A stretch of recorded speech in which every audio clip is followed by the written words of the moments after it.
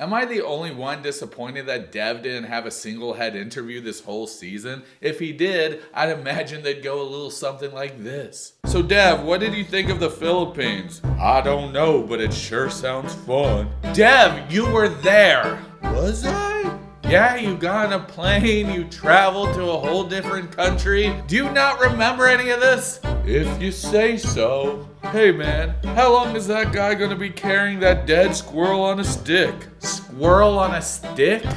It's been there for weeks. How is it not smelling bad? Oh my god. Okay. Dev, is there anything you learned from this whole experience? What experience? When you went to the Philippines! I never been to the Philippines. Oh my god, Dev! Are you serious? Come on, man. Work with us a little. Where does the sky stop and space begin? Oh my god, Dev. I'm actually a bit upset. Wait, really? Something happened? Yeah. Molly keeps giving Forrest our lube. But that's fine with me. I like a little burn. M-O-O-N, that spells moon. But Dev was surely missed, and he wasn't even at this tell-all, so let's go ahead and watch the last episode ever of this season without Dev. So the show starts and they ask Daniel if he believes Lisa is cursed, and he says, yes. Stig rebukes it or something, I don't know, whatever. I'm about to curse Stig. Stig, you are now cursed by the basement dweller. Soon you're gonna be playing Call of Duty and yelling out racial slurs on your microphone. We got pregnant right around the first time we had sex. What? How did she get pregnant? Are you kidding me? Did you borrow Angela's egg? Did you have Skyla go and tote it? And then we find out that Lisa is engaged to another Nigerian dude. I'm a cheap date. I only require Google gift cards. Daniel, do you have any warnings or advice to Ty as he prepares for his marriage to Lisa? Put a diaper on her before going to bed. Lisa says she's done with Daniel, but Daniel's like, no, you're not, because we're traditionally married, because I tricked you while we talked to the chicken doctor, or the witch doctor, or the priest, whatever this guy is. They talked to him and he made it so that they were married. So yeah, I guess they're married, but everybody's like, this isn't legal, y'all didn't sign anything, it doesn't matter. But Daniel's just sitting back there like, of course we're married. She pooped on me after all. She pooped on me. And shit is thicker than blood. Unless if you have like ulcerative colitis or something. This sounds like an extremely complicated situation between all of you. All right, guys, and the biggest plot twist of this season is about to happen, and that is that Elise has a goddamn jacket this whole time. Are you kidding me? You could have been warm this entire time. Instead, you just walked everywhere in Australia with your tits out, always complaining about how cold you are, and you've had a jacket? Ah, you stupid bitch. You're gonna wear it indoors where it's not super cold, but whenever you go someplace where it's actually cold, you're like, nah, I gotta have these little babies out. Lord knows I paid a lot for them, and you're gonna look at them no matter how disgusting they make you feel. Elise's boobs are so silly looking, it looks like she just threw 2 cantaloupes in her shirt. God damn it, man. And she also said that she felt bad for Daniel. No clue why. Why do you feel so bad for Daniel? Probably because he got shit on. Yeah. I'd feel a little bit bad for him too, but nothing a shower can't fix. But I guess the memory lives on forever. Now we are turning our attention to Forrest and Sheena. Forrest? I don't think I've ever heard of him. Your son? Nope, not ringing any bells. So they start talking with Forrest, and then they introduce Molly on stage. So Molly goes up on stage and she keeps confronting Sheena about giving her parents money, but They keep asking her so many questions that I think Shina's getting a little bit overwhelmed and she's just saying whatever she can to make it stop. So everybody's like, wait a second, you're saying this, now you're saying that. Oh my God, you're switching up stories. And Shina's just like, I don't know what's going on. Can y'all please stop ganging up on me? Y'all are so silly. You think Molly, somebody with a kid who's autistic, could see the signs when somebody's masking. And obviously this is making her feel very, very overwhelmed and uncomfortable. So yeah, she's gonna say whatever she wants to make this all end, even if it doesn't make sense or conflicts with what she was saying earlier. This makes Shina so upset that she starts spraying some tears, and then Molly says, Okay, you gonna start crying now, Shina? What, are you gonna cry now? Come on, cry, baby, cry for me. Come on, cry. That's the last thing I want is for Shina to feel intimidated. God, how can you be the scorpion and the frog at the same time?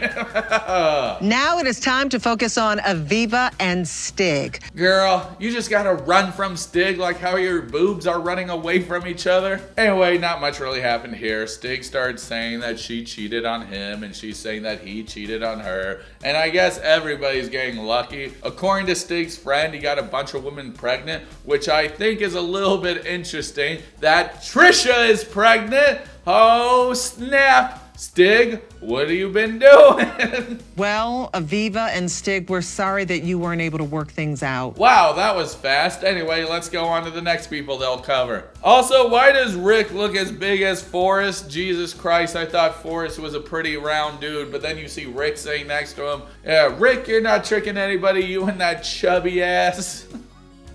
You and that fat ass Rick. That's right, we call him Fat Ass Rick. That's his name from now on, and I'm not gonna say anything else about it. We got tattoos of each other's names. You did? Where are they? Can I see? Elise shows us this tattoo that she got of his name, and look at this. Is that a bunch of other dudes' names you had to get lasered off? It probably just says Rob over and over. They ask Elise if she would give up her trust fund for Josh, and she says yep. And Josh's best friend just says he'd never give up a trust fund for Josh. He knows he's a loser. Well, it is time to put Rick and Trisha in the hot seat. Ah, yeah, now we're on Fat Ass Rick. What up, Fat Ass Rick? I like that name for him. I don't know, it suits him. Something tells me it'll get him mad. Oh well, who gives a shit? We found out that the night that Rick and Trish broke up, he went to the bar and slept with another woman. And then Rick talks about a splash pad and everybody reacts appropriately. Rick. Nasty. Yep. Splish splash, I was taking a bath. Well, that is all the time we have on Before the 90 Days. The couples tell all. Hell yeah! It's over! I survived another season! Why is there 10 minutes left of this episode? Oh no! Why do you tell me it's over and then just shit all over that?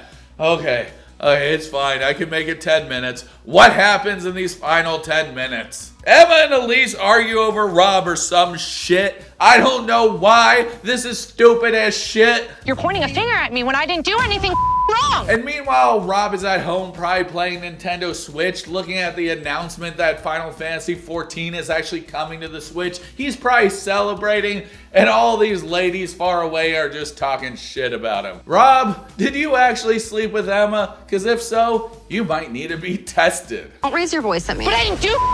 Don't get me mad and attack me. I'm pretty sure Emma got with Elise and was like, how can we stretch out more time and make this all about us? And between their two brain cells, they came up with this idea. What if I slept with Rob?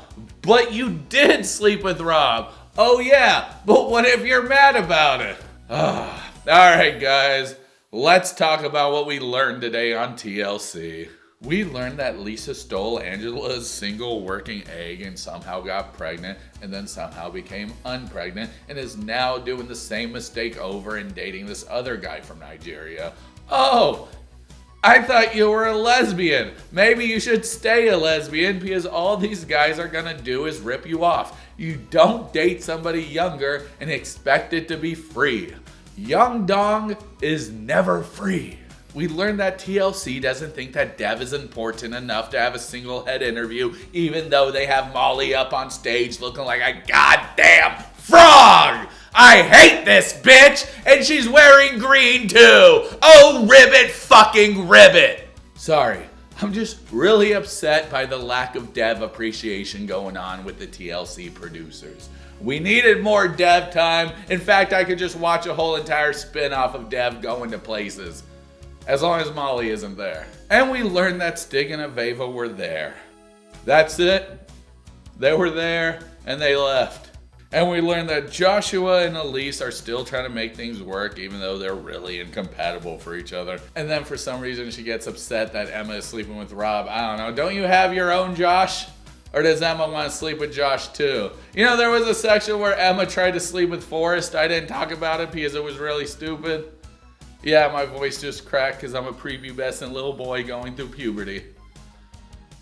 You can't make fun of that, or else you're a child predator. And we learned that Rick ended up using a splash pad on somebody else, and everybody got wet and messy. Hurrah! Man, this jacket is way too small for me. That guy in a little coat. I need to get a new one. Who gives a shit? That's all we learned today on this episode and this season of Before the 90 Days. Are y'all happy it's over, or did you want to see more episodes of this? Are there any couples that you're interested in seeing more of? You know, on that Happily Ever After show? Whatever, guys. That's it. That's another show. Is there any show you want me to cover after this? If so, let me know down below. If not, then whatever. So don't forget, this is Dee-man Johnson III, and I'm proud of you, and you're doing a great job no matter what, so always keep it up. Oh, man, I'm so happy this season is over. It started off as a good season, but it sure as hell didn't end that way. It just became every other trash reality show. I remember when this show used to be about love and relationships. And yeah, you'd have your Darcys every now and again, but for the most part, you'd have a real heartwarming story. But now it's nothing but another trash reality TV show. Good.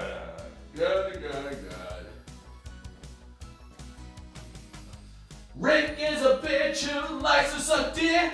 He puts it in his butt like once a week. He tells you that he's your friend while you're smacking his cheeks. Oh yeah, it's fat ass Rick. Oh yeah, it's fat ass Rick. Coming to a theater near you.